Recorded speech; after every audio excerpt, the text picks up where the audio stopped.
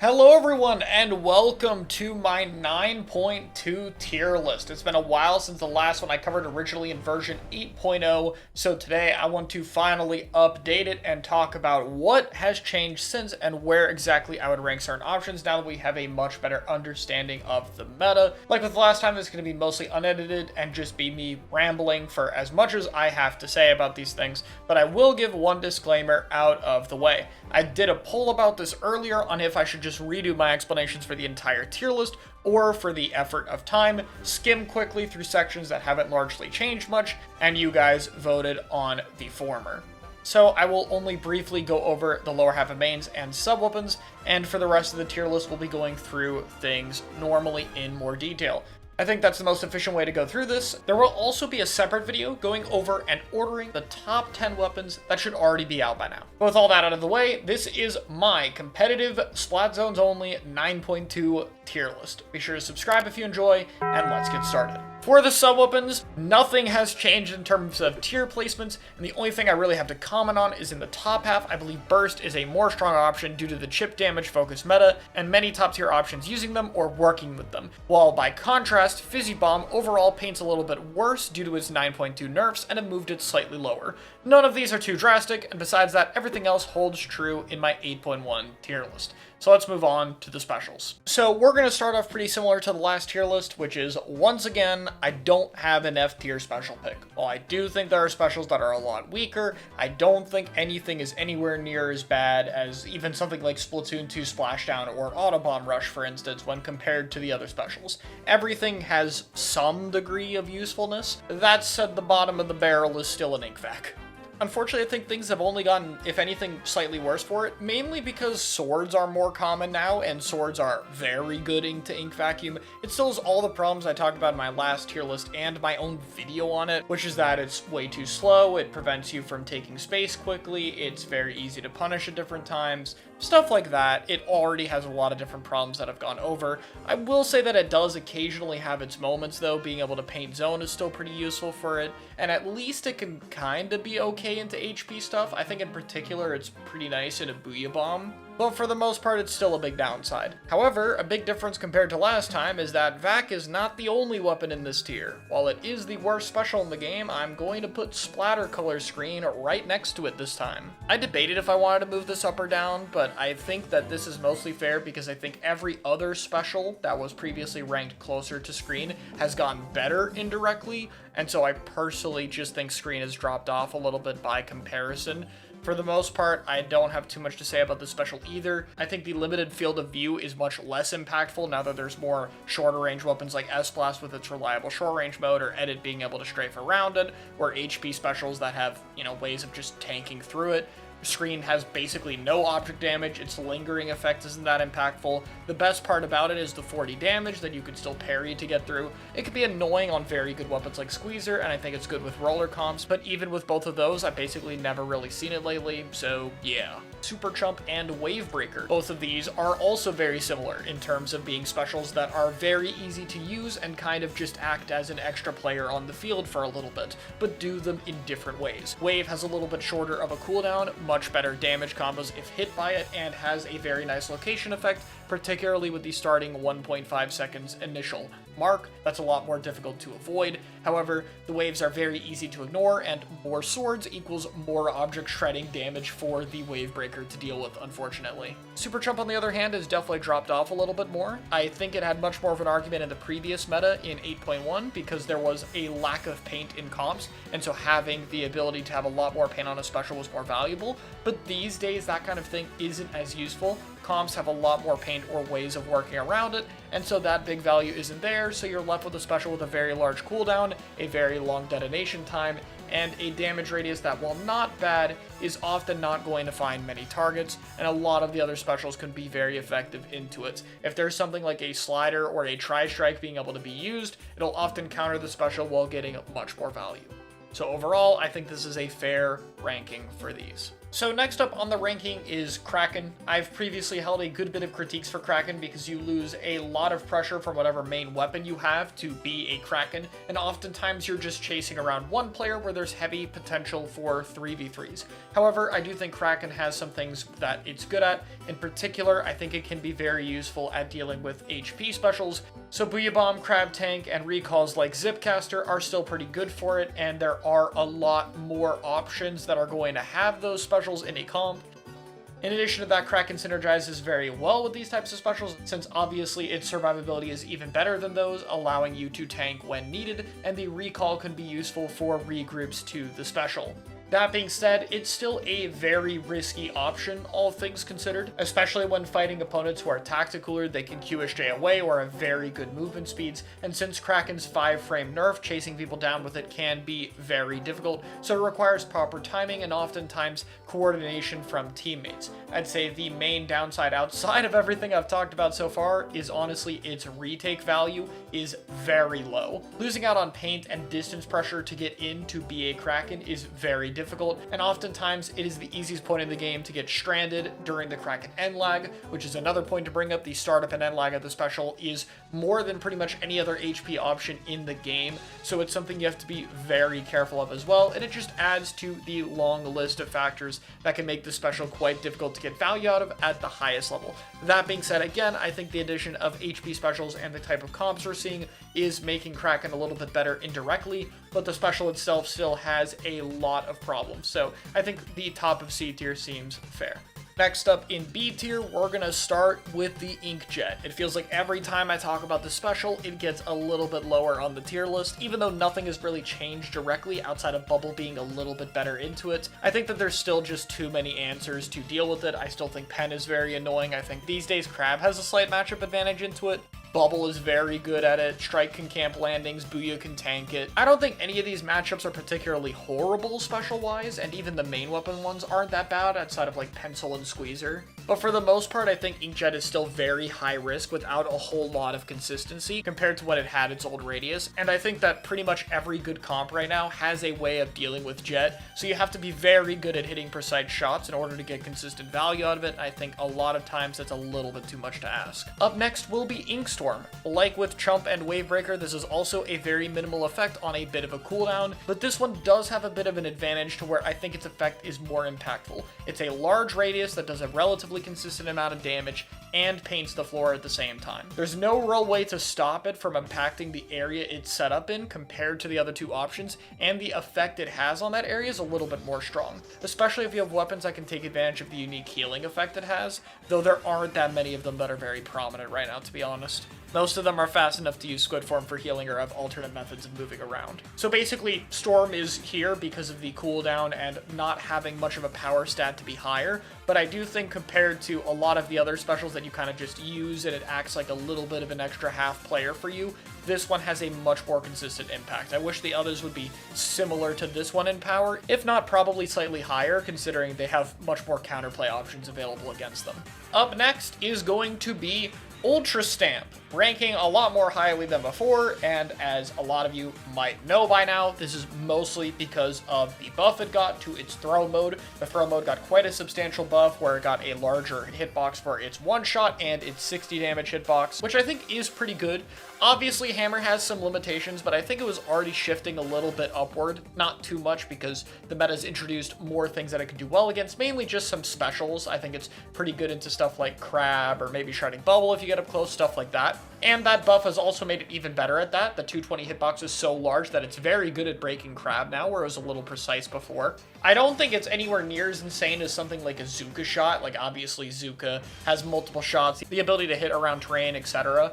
But you now have to respect the fact that they could just throw Stamp at you, so you are a little limited where you can stand if they are threatening that. And I think Stamp is also just still quite a fluid special between its different modes, so you can pop it, use it to stall a little bit, then throw it, or you could pop it, use it up close, Something like that. It definitely gets more value out of weapons like Wellstring or Wiper that naturally have damage numbers that will combo with the 60 throw or the 40 shockwaves. But for the most part, I think it has some potential here. A lot of B tier is very situational value that might backfire with Jet, Stamp, and the special we have above this. But, you know, I already explained why Storm is in this tier as well.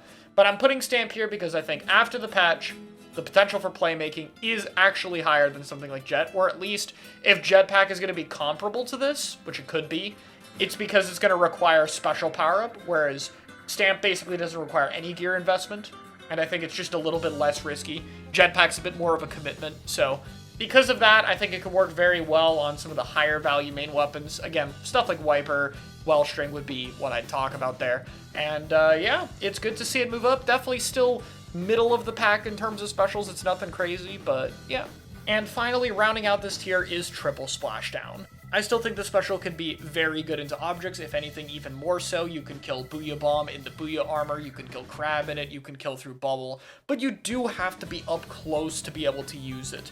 That, on top of the splashdown options being very limited, is why we don't see too much of it. Super Jump Splashdown is still pretty much a joke. You would always still splash down just upon your landing instead of using it beforehand so that you still get the fists. I think that some weapons do have more mobility to deal with it these days compared to previously, and there are some specials that can still also deal with triple splashdown, even if it's better into some of the HP stuff. Things like Crab, Booyah Bomb, etc. can still be used from a safe distance, and you still have to worry about other options like Trizuka being able to punish you.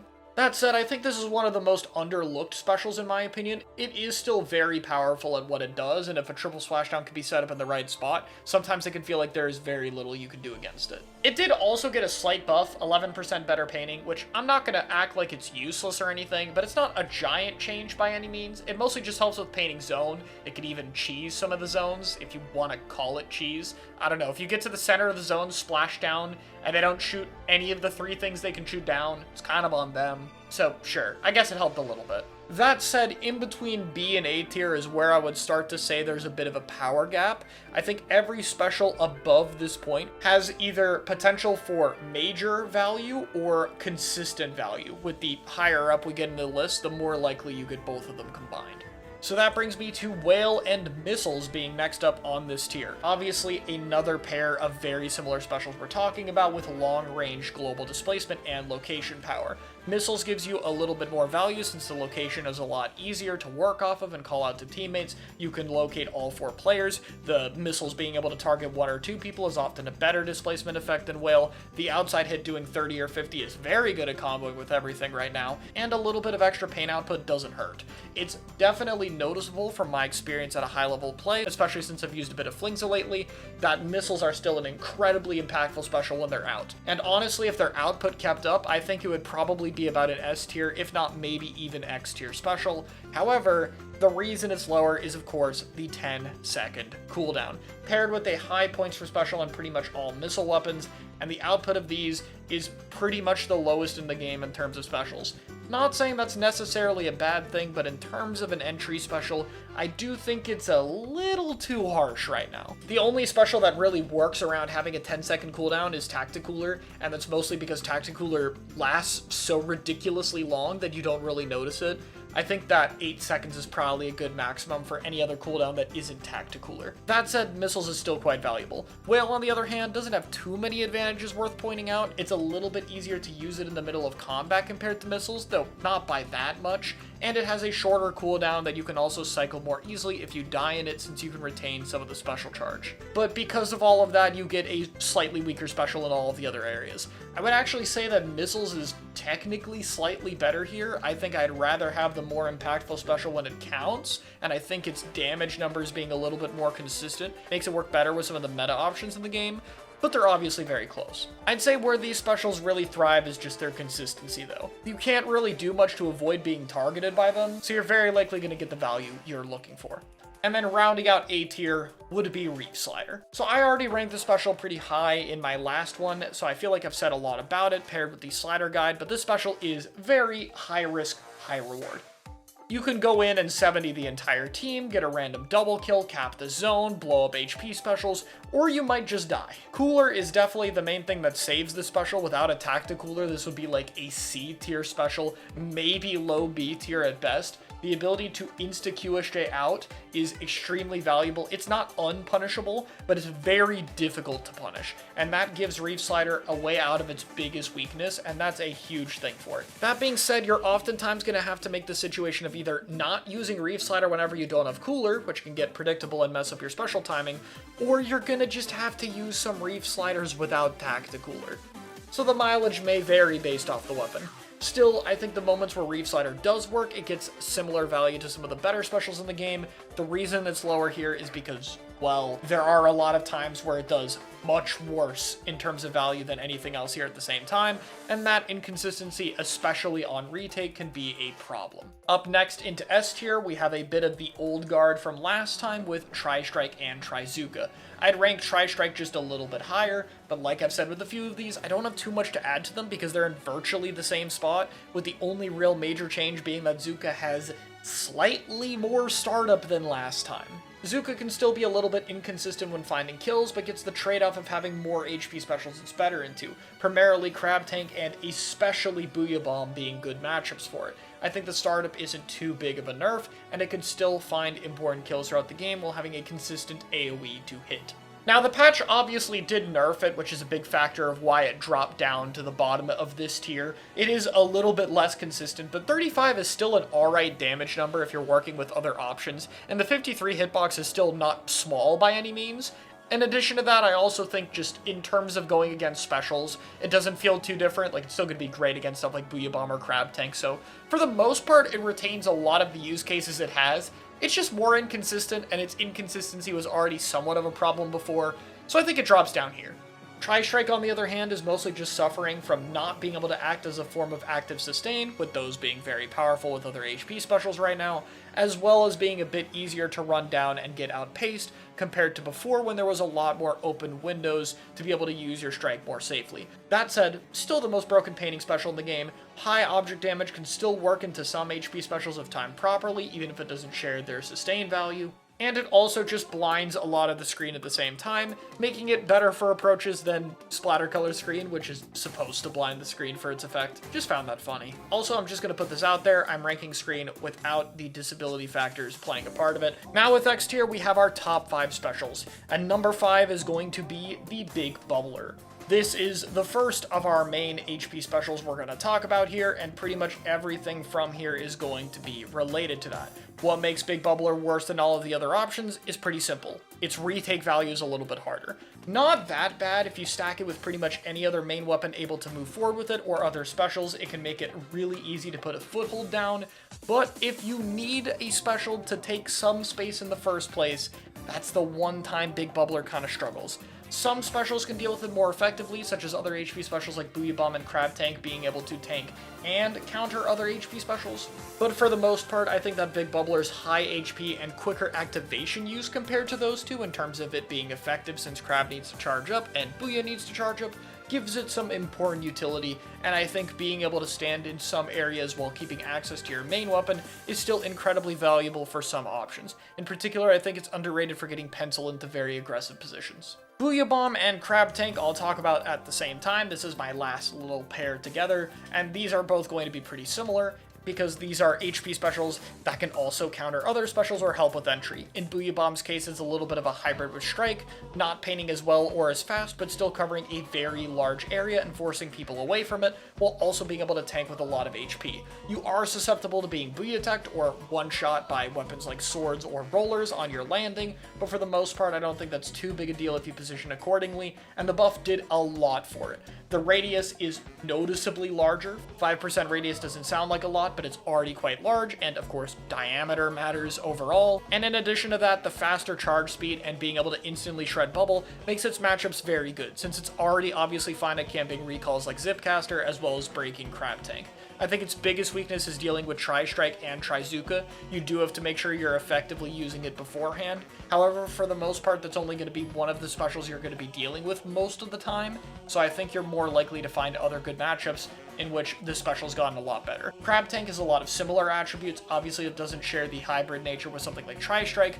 Instead, it has a bit of a turret mode for controlling space or AoE around corners. I think Crab's 30 AoE hit is especially good at working with a lot of the common meta options right now, and I have to shout out top players getting better at using Crab Tech in order to turn around and move more effectively when dealing with flanks.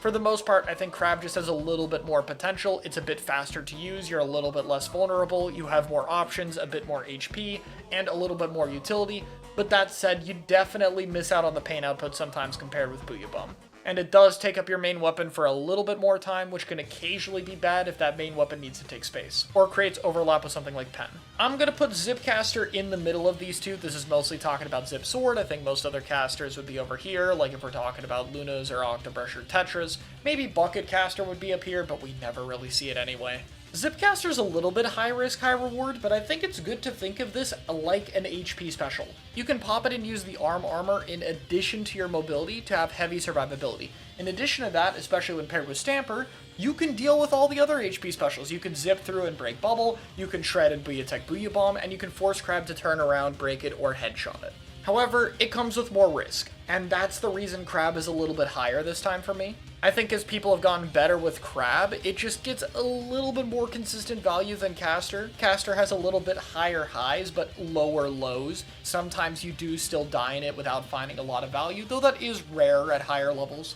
But for the most part, I think that Zipcaster is still a pretty good special. It's very hard to take it down with its mobility. It's good into a lot of other weapons and specials, and in particular, finds its synergy with and against other HP specials. Finally is Tacticooler. This one is identical to the previous video, except the double cooler is a little bit weaker. I'd rank the second cooler out of two in like an A tier, I guess, low A tier. I'd still say I'd label it as a necessity in comps, to be honest. At the very highest level, I do think you realistically should be running one, but I'm not going to pretend like you can't make cooler lists work if you really want to. I just think there's a good reason that most players at that level aren't bothering to try. Stacking the special is a little bit more tricky because there's more HP specials to be able to tank against you and wall you out, so you do need your own specials in order to get back in and deal with them, since having more coolers effectively means having less options to shred HP stuff.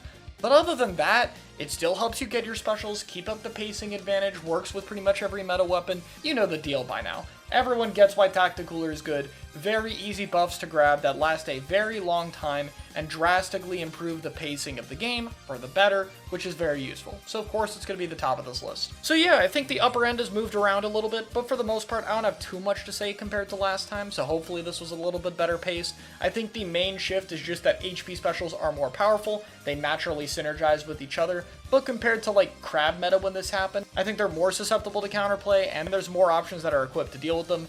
Sadly, this isn't the reality we live in, but if there were more kits with options like missiles, Reef Slider, Trizuka, Tri-Strike, etc., or even weaker options like Triple Splashdown or Kraken, I think that the grip they would have on the meta would be even more toned back than it already is. But that being said, I still think they're pretty well balanced. I think that specials generally feel pretty fun to use and feel like they have the proper impact on the game, so that's cool. Now we can jump into the mains, and the lower half of those haven't changed very much. Though for this ranking, I decided to try and condense the bottom half into 2 tiers instead of 3. So the E and F tiers listed here are mostly the same weapons that have basically never been seen in tournament play as the D, E, and F tiers in my previous ranking. E tier has slightly more potential due to generally stronger main weapons or having a piece in a kit that's better, though are generally still not worth it over other options and have major flaws. Any weapons not in these 2 tiers, even if they were in the previous 3 last time, will get more information about their new placement. But anything shown right here, like with subs, has the exact same issues as stated before. The only one of these where I have anything else to add on, honestly, is GooTuber, since it did get a 3-frame charge speed buff for its first ring one-shot kill, which so far has resulted in 0 use at top level play in either scene that I could find. So unfortunately, I can't really change the main weapon's placements very much, and nothing else has changed pretty much at all. Also, a change that I'm going to do in this list compared to the previous one is that I'm going to talk about both variants of the same weapon at the same time. I think that'll just be a little bit easier. So let's start with Custom Splattershot Junior, and later we'll go into Normal Junior. So as a main weapon, I think that Junior is very similar to what I talked about last time. While it has good paint output, its painting range is very limited. and it struggles a little bit at fighting. I think the support weapons are trending more and more into being able to fight, rather than in the previous tier list where we talked a lot about weapons being able to paint bot more effectively, since the main weapons were more powerful at fighting, and it was more important to just keep consistent turf on the ground. So overall, I'd say Junior as a main weapon has definitely gotten a little bit weaker and faces a bit more harsh competition. Now, the kits can definitely help with that, and both of these do have pretty unique ones. I'd say that Custom Junior is definitely a weaker one. It has some potential, since Wave and Torp are both capable of locating people, and having to deal with both Torp and jumping over Wave could be a little bit threatening. However, the special is just very mediocre in terms of its balance right now at absolute best, which really prevents there from being many stages where this weapon would be useful. Mainly, we see this on Flounder Height zones, because the ability for Wave to hit all of the walls people have to climb up on is very useful for it, and that big initial point sensor effect is great at initially clearing trench and making sure no one is hiding down there. If you throw Wave on the pillow there, it's one of the best spots for it in the game. Overall, Custom Junior has a toolkit that makes sense, but is very underpowered in terms of both main and special weapon. The one that gets typically ranked a lot higher is the Vanilla Junior, and a lot of this weapon's success hinged on how good dive was going to be. For the most part, it's completely dropped off. Dive isn't really a thing we see traditionally, but I'll talk about that more when we get to dualies, and that comp is much more limited now. It's still okay, and its other use is, of course, just being a bubble spamming weapon. However, I'd argue the main weapons that get more out of their bubbles, like Mint Decavitator, Roller, or even Zinc Mini Splatling if you want to go for the same role, are all a lot more arguable in terms of their viability. Junior does have access to a lot of bombs compared to Zimmy not having one, which does weigh Zimmy down a bit, but overall I think Junior has consistently dropped off a little bit more. I'd still say support is better on fighting weapons, there's more competition for it, and Junior struggled for the same things I listed with C Junior in terms of it not being able to fight as well, so when its competition is very good against it, considering stuff like Neo Splash and V Splash have many answers for its bubble, I just think the main weapon is not able to compensate, and it's only dropping lower. Now originally this was going to go into A tier, but with the 9.3 changes, I'm inclined to give it a little bit more faith. Obviously the mint nerfs help, and then a little bit more bubble and a little bit better combat helps. I'm definitely going to end up being a little more optimistic with my S tier rankings this list. It did just kind of end up being for a lot of weapons that they could be S or A, and I tended to think positively about them unless if I didn't have a reason to believe otherwise, and so with those buffs, I think I'll give Junior an S ranking. Next up on our list is the Vacuum 96 Gal. So 96 as a main weapon is one that I think is okay, though it very much needs a toolkit built around it properly in order to thrive. I think that the main weapon is alright since it has some good damage output if it hits a bullet, and being able to combo off a little bit more weapons like Mint, and I think it works pretty well with Edit, is pretty good. However, the weapon's mobility is extremely limited, and without a good kit featuring a splash wall, it's really hard to give it much matchup props here. In addition to that, it comes with Ink Vac, which is one of the weakest specials in the game, and is especially struggling more since both Mint Decavitator and Splatana Stamper are more common right now, meaning there are active swords to be able to deal with the Vacuum. I'd say that Vacuum has a little bit more synergy in terms of stacking with other HP specials for sustain, but it's definitely a lot weaker than those. It gains a little bit more use against Booyah Bomb if it can get close enough to them, which I guess is useful against S-Blast in particular, but for the most part you're really grasping at straws with this weapon. It's a supportive type weapon with no bomb, very limited mobility, and an extremely weak special, and the only reason it's this high up is the main weapon being as solid as it is. Now 96 Gal Deco, on the other hand, is a little bit harder of a weapon to rank, because obviously the wall gives it a bit of usefulness, and while it does compete with similar wall weapons like Squeezer, the paint output of the weapon is a lot more consistent, though still not super good. I think the main thing that's changed really is the Kraken. Kraken does stack very well both with and against HP specials, and it seemed a little bit stronger to me recently. We haven't seen it too much in tournament play, but it's not seeming to be a big hindrance there. However, I'd still argue that while the special has more synergy, it's a little bit on the lower half. At the end of the day, while 96 and its wall synergy is very useful, and the paint output it has compared to Squeezer is better in some situations, the overall weaker special, as well as limited main weapon mobility, still makes it a little bit slow in rotating around the map, and creates a lot of points of the game where it's going to struggle a bit more. And while flexibility on weapons like the extra paint is typically pretty useful, I'd argue that having a weapon really stack into a particular role is even better. Look at how much success Neo Splash tends to see just because it's really good at painting and nothing else. And in this case, I think 96's fighting capability capabilities isn't quite on par with some of the other options. And so yeah, I'm gonna rate it this highly.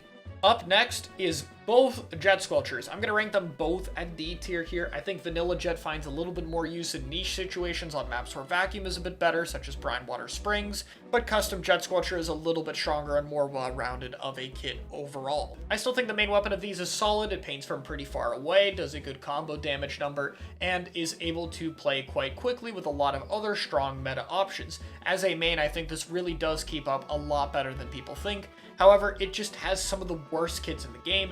Dart and Vac not only has no sub-special synergy, but is the weakest of both subs and specials, and while V-Jet can get a lot of them, having a lot of something bad isn't particularly useful, and Custom Jet, while also being 180, has a 8-second cooldown to prevent it from really spamming too many specials, and while Inkstorm is by far better than anything else on either of the Jet Sculptures kits, it's still a very mediocre special that has effects that don't really cause any urgency for the players dealing with them. Overall, it sucks to see a main weapon that could be played in a very interesting way bogged down by such horrible kits, but unfortunately this is just where Jet Sculpture is, where it's basically praying for either a drastic ink vacuum buff or a third kit in order to have a chance of showing up in comp. Next up is Splattershot Nova, which I only have to talk about this one since we have already ranked the vanilla Splattershot Nova. This is one I don't have too much to talk about. I do think it still has the best Inkjet out of all the jetpack weapons, since you have enough gear freedom to run enough special power up to have a more consistent blast radius, as well as having an 8th shot after it, which is pretty notable. However, there's still no shortage of things that deal with Inkjet. I guess Squeezer being a little bit weaker and Range Blaster being a little bit weaker does make it a little bit easier to use it, but really the main thing shutting them down is Pencil, and with Rapid Pro being more common with edit comps, even edit comps have a really good answer against it. Again, I think Jetpack has trended a little bit further up, but with Nova being 210, I would argue it doesn't even really get an insane amount of them. It still doesn't have a lethal bomb, and its main weapon is still a 5-shot that's not going to work off of most other options. So while the Inkjet might be a little bit better these days than it was before, I think the main weapon is still struggling, and there is a lot of things that can go wrong at the same time. Next up is Vanilla L3, another one we only have to talk about the regular kit for since L3D was ranked lower. This weapon is really just the best crab spammer in the game, and that's really all it has going for it. While the main weapon does do better damage now, with 31 working off of most other options if you hit one bullet, the main weapon strengths just really aren't a lot to see it getting picked, especially when Curling Bomb is much weaker than the Burst Bomb Vanilla Splash has. A little bit extra painting range and better damage is notable, but not enough to really rank it any higher. At some point, just being really good at spamming a special isn't that great. Unfortunately, I really only see this weapon having a big future with the L3D kit if Stamp is ever buffed. I think that Burst Bomb is practically essential in order to making this main weapon feel very strong, due to having an option to threaten one burst as a kill. But this one just doesn't have any access to it, and I just don't think the crab spam is that valuable. Up next is Gold Dynamo Roller. Speaking of a weapon that's struggling between two different roles, far too slow to be a Slayer, but still having a paint value that's overall too weak to be a proper support. While its paint is a little bit more consistent now, its paint total output is actually a little bit lower than before, even if just by 1 point. The kit of this weapon isn't doing it too many favors. I think Splat Bomb can be useful for it sometimes. The Dynamo's usually going to be pretty active with its main weapon, and Super Chump is okay. You're not going to get a whole lot of them because of the cooldown, but at least it's only 180 points for special. For the most part, very mediocre main and special weapon package isn't going to do too much for it. And I don't think Vanilla Dynamo pairs much better. I'm going to just put this in C. I do think getting cooler can allow it to see use for a few maps like Flounder, where you can argue the Anchor isn't as worth it, but even then we've been seeing Pen and Edit do fine on that map, and Tri Nouveau is also another option. I unfortunately think this main weapon's cooler output is still just a little bit too low, its overall paint output is a bit too low, and as a full-on Slayer, it's still just too slow to function. The Vertical Flick is another area on this weapon that's still completely lacking. Even more in this meta, you basically have no time to actually use it. This leaves it as a weapon with a very lost identity. I think its current combat capabilities would be fine if it was actually a support, but it seems like we are never getting actual paint buffs to this weapon at this point, which just leaves it in a very mediocre position, which is a damn shame. Up next in the rollers, we have the foil Flingza roller. So I think that Flingza as a main weapon is doing a bit okay right now. It's just a little bit too weak in my eyes to be considered a strong main weapon, but it's a lot closer. The horizontal flick is a pretty consistent 2-shot and can one-shot from a decent range now. The vertical flick still paints a lot and doesn't have too much downtime. It's pretty easy to stack sabers into it. However, both of those combined are still a bit in that hybrid role where it doesn't really excel too well at either option, and this kit is trying to make it a bit of a slayer with Suction Bomb and Splatter Color Screen, which I think it can use its screen okay if it absolutely has to, but it's not the strongest special for it, and Suction Bomb is fine, but not as good a combat sub as other options. I think this leaves this roller a little bit half-baked in both areas. If I wanted a roller sharking in with a screen, I'd much rather just pick a screen weapon alongside vanilla roller, where its better kill power, curling bomb, and ability to set up bubbler if it gets up close are much more threatening. And if I wanted the backline support paint style, I guess that's where it's a little bit more unique, but at that point I would rather pick the vanilla Flingza roller. And that's where we talk about Flingza. I'm going to put this one very quickly into B tier. I think that it mostly excels being paired with Edit, as Edit can be more aggressive to cover it, and Flingza's Ink Mines can help a lot with making it tough to rush down, but it's definitely more of a support. Sometimes it'll shark in aggressively, but the main thing holding it back is really just the missile cooldown. It prevents you from getting a whole lot of them, so the ability to use missile on a retake and have another one on the hold is much more limited compared to something like most other supports, which can usually get their special if they need to use it for hold as well. I think that paired with Flingza being a little bit in the middle of the road in terms of main weapons is just not a strong enough game plan to be worth it, though I do still think it's good enough to win, and again, still does work pretty well with edit comps at enabling that weapon, even if I think Rapid is overtaking it a bit for a similar role of trying to have a more supportive weapon. Obviously this one does do the paint, so it's a little bit different, and obviously being the best missile option is still a great title to hold, but I just hope the main weapon gets a little bit better in the future. Next up is the Squiffers. This will be another weapon where both are ranked in the same tier. I think that new Squiffer has a little bit more potential since the Zipcaster can be pretty useful for bigger kill streaks if you hit your shots, but Classic Squiffer is a little bit more consistent. While Big Bubbler still isn't totally safe since you need to hit a shot, it is much easier to control space with it than it is with Caster. The sub-weapons are very even to me. Both have location tools. New Squiffer has a little more flexibility with the bomb, while Classic Squiffer specs into better and more direct location. But for the most part, I think the main weapon is really struggling. Having a charge time similar to Edit, Splatling, or Pencil means it's tough to stack into those comps. Zap isn't in the best spot in order for cooler lists to really be something that you could try out. And the other cooler options are unfortunately just a bit too weak. I think in particular Tri Nouveau is probably the cooler weapon this one wishes it could have, since Tri being able to fizzy at a distance would help with its range disadvantage, while at the same time the threat of a Tri-Slosher would stop a lot of weapons from running in and being greedy against it, but unfortunately with its cooler output being gutted, we're really only seeing Tri Nouveau as a secondary cooler option, which unfortunately really hurts this. I think the main weapon is still a lot more solid than people give it credit for. It can keep up with most of the midline fighting weapons, even if it's a little bit weaker, but in terms of comps and what you can actually run it with, the options are just incredibly limited, and while the kits are okay, they're not exceptional in any way, which leaves the weapon in a spot where it's not really super worth it.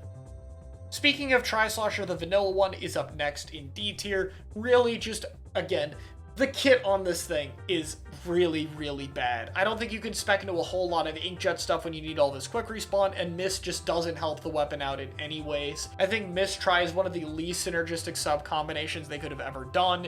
It just doesn't really work out for it. It needs something to help with its range disadvantage. You don't need to trap people when the main weapon already can kill you so quickly with such a consistent hitbox. Which leaves Tri Nouveau as the main one really being worth talking about in the first place, and I'm gonna have to put this one into B. I really wish it could be higher in A tier, but its use case is really only in niche situations right now. We see it on maps it's strong at, like Barnacle, Flounder, and Sturgeon, mainly short-range maps, or maps with a lot of terrain that benefits Tri and Fizzy Bomb as a potential second cooler option that can prevent rushdowns and be decently aggressive. However, at 210p with a nerfed Fizzy, its cooler output is gutted, and the true potential of this weapon is in single cooler comps where it isn't paired with another cooler weapon, because double cooler just isn't really something you want to see too much right now. And so I think, unfortunately, Tri just isn't in a position where it has the best options available to it. Still good enough to be used in niche situations, but it's struggling to find a reason to be picked in anything more than that.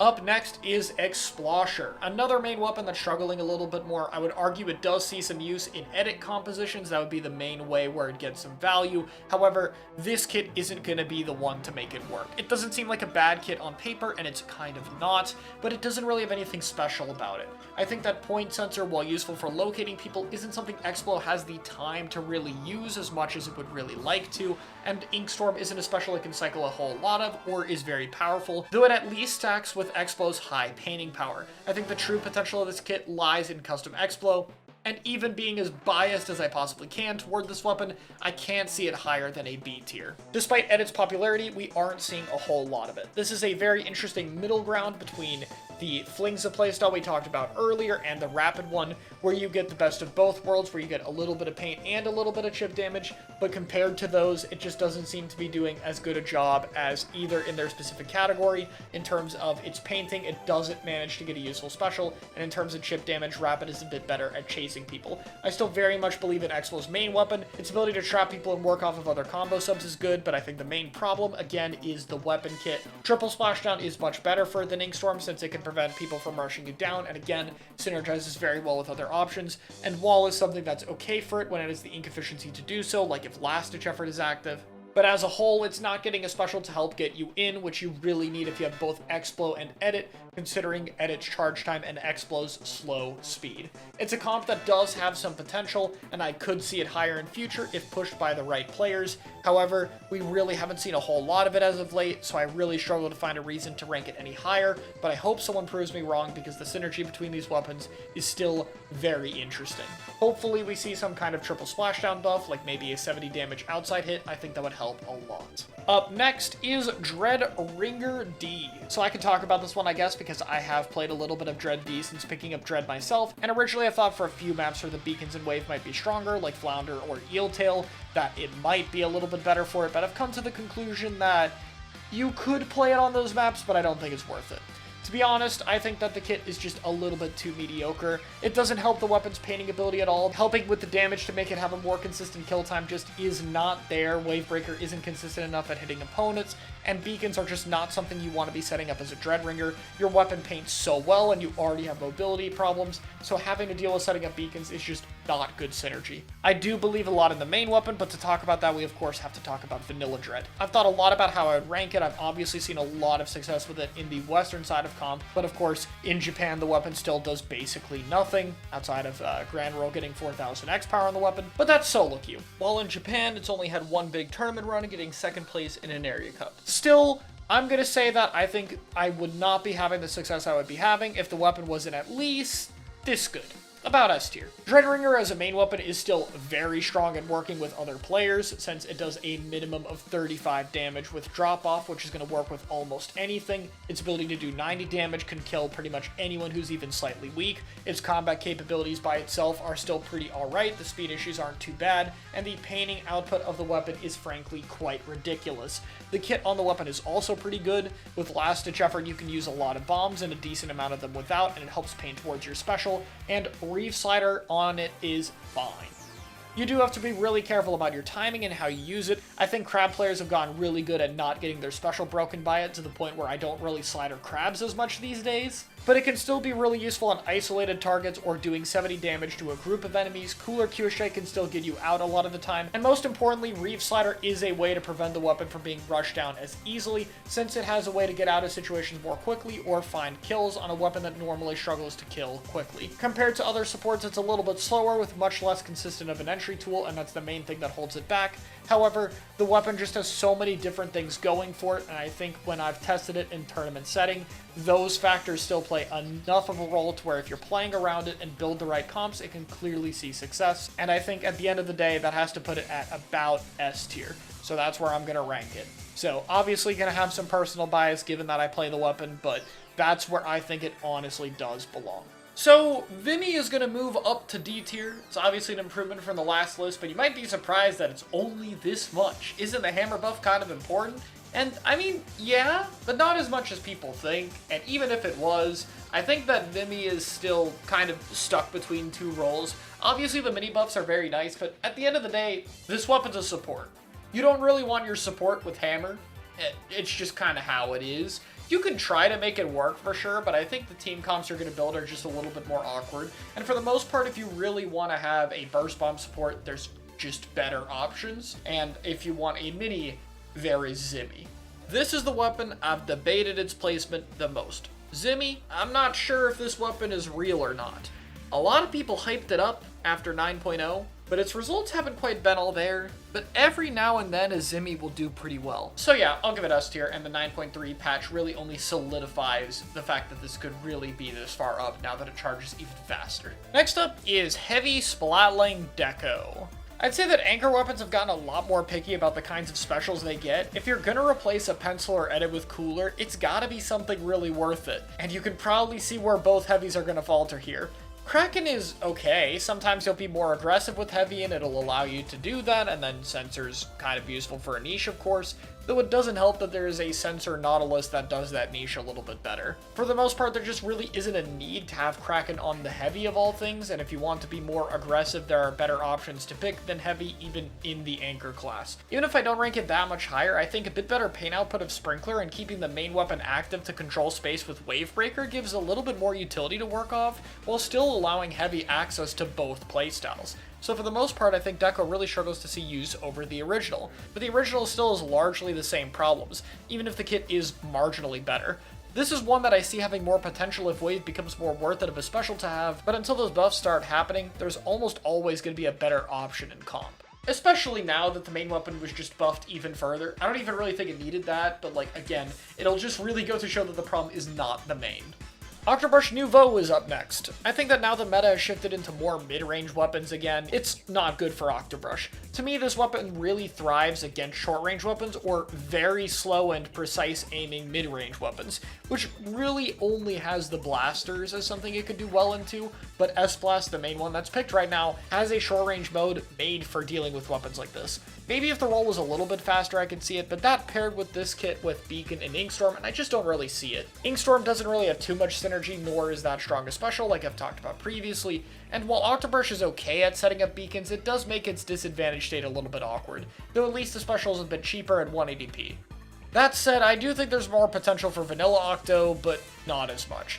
To be honest, I think Luna Blaster being buffed is the main reason I'm moving Octobrush down slightly. In terms of having a bomb and a zip caster, it's the same kit. Octobrush gets a little bit more value out of caster, but I'd argue that Luna is past it in terms of main weapons. Yeah, it's not as mobile and doesn't pain as much, but it's much better at kill power, and its blast radius is much stronger of a strength, with a direct hit to work around for a faster kill time, while Octobrush doesn't have it. It doesn't help that this weapon also competes with Tri Nouveau, which has a much more reliable and faster kill time with a bit more range. This unfortunately just puts Octobrush in between two better weapons for an already very niche role, and while I think it could be higher around even with Luna if pushed properly, the weapon sees less and less optimal use cases for it as the meta progresses.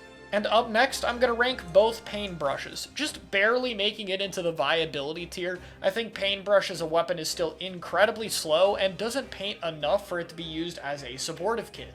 This weapon has similar range to Tri, but much worse of a kill time, especially when you take into account the startup. The mobility on the weapon feels incredibly limited, and that's where at least the vanilla kit helps a little bit. I think that Curling Bomb makes the mobility easier, and at least Wavebreaker is an ink tank refill that can combo for a one-shot if the weapon's up close. I know, we're really grasping at straws here. The object damage on the weapon can be useful, and it can definitely catch some people off guard who aren't familiar with its playstyle. While the Nouveau kit doesn't provide as much natural synergy, I do think Sensor and Missiles is a very synergistic kit for the sub and special, giving you a lot of ways to locate people while the main weapon is good at taking care of sharking weapons approaching it. However, with a weaker paint output than usual, I think that the output of Missiles is unfortunately just a little bit low for what it wants to do.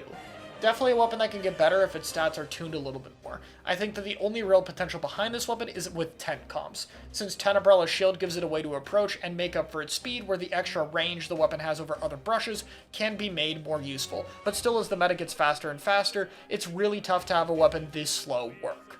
And the buff definitely helps this weapon. Its paint and kill time being increased are definitely noteworthy, but it's still stuck in between two roles while not being able to play either one perfectly. Maybe with 10 comps a little bit of potential could be there, but I think between the kit and main weapons problems with the startup, there's unfortunately just a little bit too much here for me to put any higher.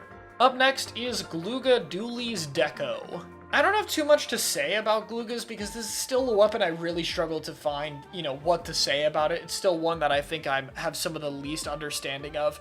The main weapon's 2-shot can be threatening when it gets into a dodge roll, but the main weapon's pain output and mobility are very limited otherwise, so this means it takes up a Slayer slot, and I think this isn't a kit that makes up for its weakness. However, Sensor and Zuka is a totally fine kit by all means that still has a good amount of power behind it. But of course, when talking about Gluga, we're mostly going to be talking about this Gluga. I think that Wall and Booyah is essential to making up for the main weapon's weakness, as it gives you more survivability, especially paired together, and we know from K52 and S2 how annoying this kit can be. This one isn't capable of getting as many Booyah bombs, but I still think there's a lot of potential here. It's a strong kit, a very long-reaching 2-shot kill, and a decent main weapon when it comes to painting thanks to the buffs. That being said, the lack of overall tournament use means I really can't place it higher than C tier, and overall I think while the kit is powerful, the main weapon really is still struggling to find its footing in terms of what comps it would be played with and what it's good at. It seems like this weapon has more weaknesses to exploit than strengths it's able to play off of, but if I could be wrong about any weapon, this is probably the one with the most potential to be wrong. I wouldn't be surprised if a good Gluga player was able to show up and win a tournament, mostly just given how powerful the kit is. You know what? I think I'm gonna put it in a B tier. The more I talk about this weapon, the more I'm convincing myself that it does have some potential. At the end of the day, I think the buffs to Booyah making the kit incredibly powerful are the reason I'm gonna end up bumping it up to B tier. So yeah, we'll put it there, and hopefully someone is able to show off what this weapon can do one day. And up next are the Brellas. I've had tier list after tier list of putting them in around the B tier and saying that they have some potential, but enough time has passed. This is where they go to me. Brella sees basically no use anymore these days, and it struggles even more with matchups than it did before. S-Blast can hit around it, HP specials can tank the damage, swords are melting your shield, and more HP specials just give other ways to tank against yours. Crab Ball Form can break your shield, Bubble can break your shield. There's just more and more added problems, with Bubble also working well against Sorella's Inkjet. While Sorella Brella has a more synergistic kit, Inkjet isn't as strong as it used to be previously, and I think it really struggles in this meta. It especially hurts that Inkjet struggles against a lot of the same things that Brella does, such as swords, blasters, and primarily chargers. The vanilla kit, while being 10 points more expensive and not having as good a sub, with Sprinkler only helping to get more of those strikes, at least has a special that's easy to use. Granted, you're not often in positions where you want to use Tri-Strike, but at least Strike is an easy special to get value out of. As for the main weapon, I really can't tell what this is trying to be. It doesn't paint anywhere near as enough to be a good support, so this is often taking a fighting weapon slot for a weapon that can barely fight. The damage on it is just pathetic, and the shield is struggling more and more as the meta progresses. Ultimately, I don't think the main weapon is completely terrible, but the difficulty curve in order to get just moderate value out of it just isn't worth it at all. Recycle Brella is one I've had to think about. Obviously, it's in discussion with the 9.3 buffs, but I'm gonna put it here. I feel like this is fair. Recycle is still really slow, the shield is still really bad, and I don't think it's even that amazing of a fighter because of, the two qualities I just mentioned. But now it paints pretty well. Not, like, amazing by any means, but enough to actually get its special, and this one does have a special. So yeah, I do feel like that's enough for it to jump placements this highly. You can play for Bubble, use that to enhance the main weapon's fighting power, kind of just throw out shields for the extra paint. It's okay, but the weapon shield is still really, really bad. I'm glad it at least has a little bit more of an identity, though. The paint has made it a lot more flexible, so that's a good start, even if we are very late at doing it. Moving up to C tier, first up is the NZAP 89. Now yes, this is 170 for Super Chump, but Super Chumps come on a 10-second cooldown, which kind of balances it out outside of the start of the game where you can obviously get them very quickly. And for the most part, as you might imagine with a lot of shooters that are very dependent on their kits, the support special of Super Chump is the main reason it ranks so low. Zap is a fine weapon, and Autobomb gives it some nice support utility. I think it's totally okay in this meta. However, I don't see a big need for Super Chump as a support, or really in general. It could be okay for comps that want more paints, but then you're pretty much always going to be picking Neo Splash. I don't think it's even that much worse since you get a little bit better fighting power, a combo damage number, and an auto bomb, but the gap between Tri-Strike and Super Chump is just a little too vast here. When talking about NZAP 85, it's a lot harder to rank since it's hard to distinguish Zap's solo viability while also taking into account the weapons you can run with it. However, the absolute peak of weapons that are worth running a Zap is something like Red Pen or E-Liter Leader, which isn't going to be much higher on this list. Rapid ProDeco is the highest ranked non-cooler anchor, and that can be played with Edit, so for the most part Zap isn't that needed for those comps. As a main weapon, it's pretty much the same as what I said earlier, but you have a little bit better of a bomb for support since it has a bit better of a painting radius and a bit more consistent damage, but for the most part this is still just going to be a short range cooler covering a special that you more than likely wouldn't need. However, it'll of course be a necessity for comps that want to run a cooler and don't have an Edit and pen. So I think that lands it in about A tier because that's about where the weapons in those comps are going to land. Next up is the Bamboozlers. Bamboo Mach 2 is going to be ranked here, and we just have a consistent pattern with the specials being the main limitation for these, because like with NZAP 89, it's Super Chump that really keeps this back. The Fizzy Bomb paired with Bamboo is amazing, and the Chump paired with it works very well too.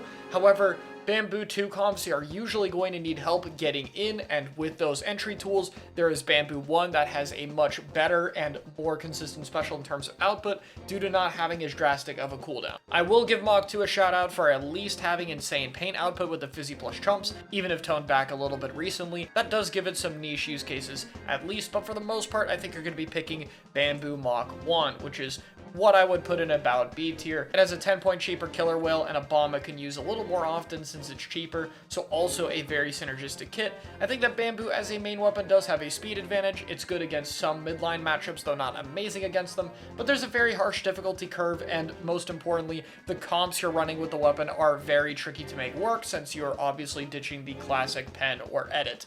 Maybe Edit Bamboo could have some kind of potential, but I think there's probably a reason we haven't seen it tried basically at all yet. So for the most part, Bamboo really lacks any sort of prominent results for it to be ranked much higher than it is here. And that brings us to our next charger, where we're going to be talking about the E-Leader. I'm going to try to get Kraken Leader out of the way real quick because I think Kraken Leader is significantly worse than Vanilla Leader on most maps.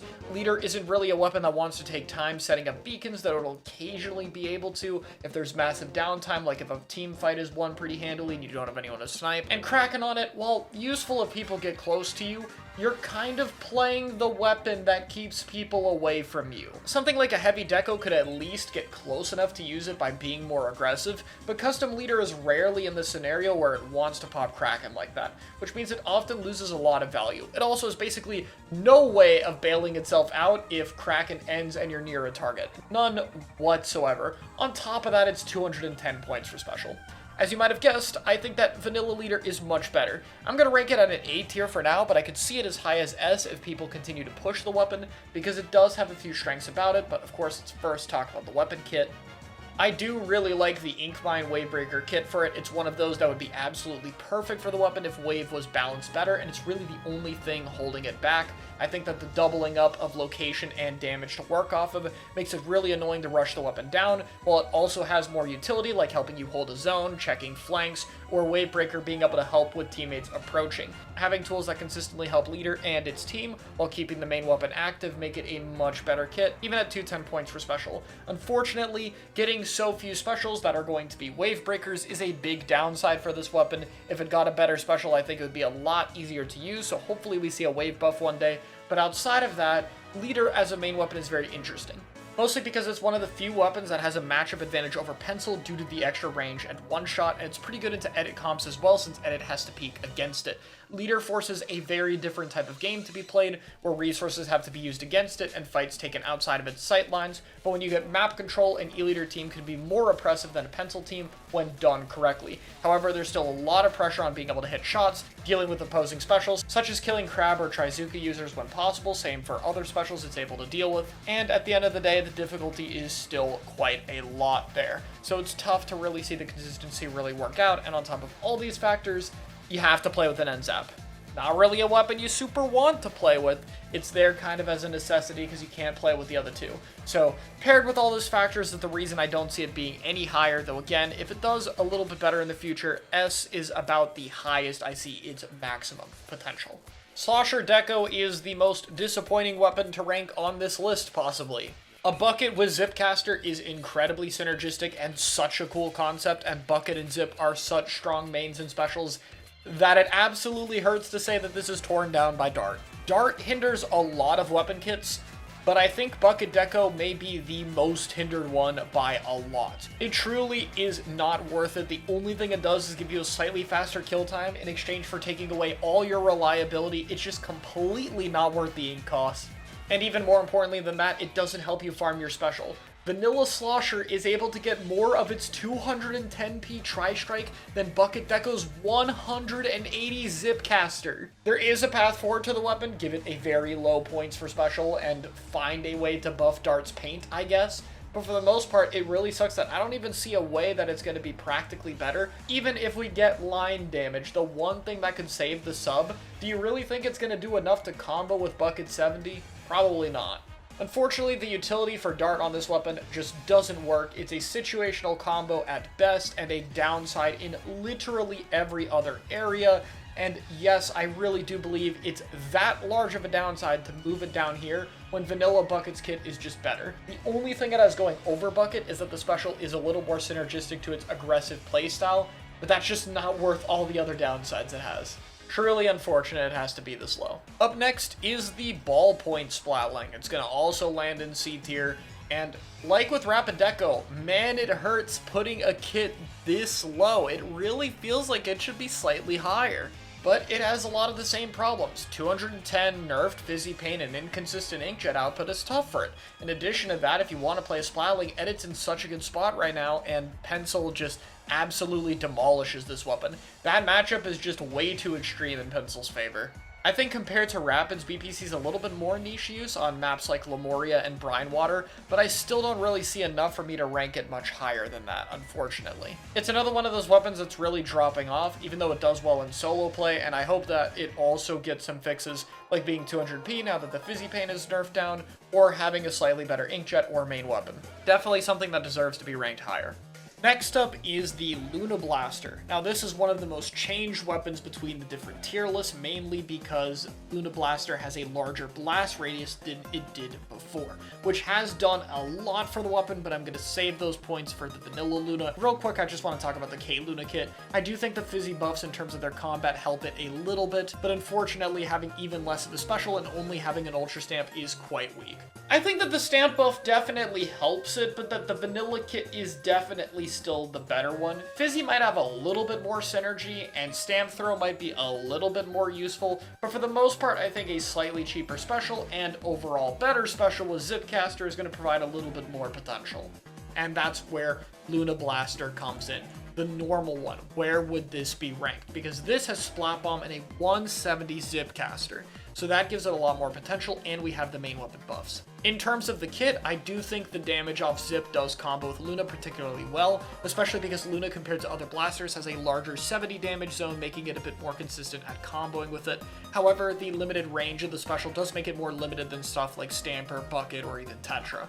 The bomb on it is obviously pretty useful, and Luna's ink efficiency is pretty good, but what about the main weapon itself?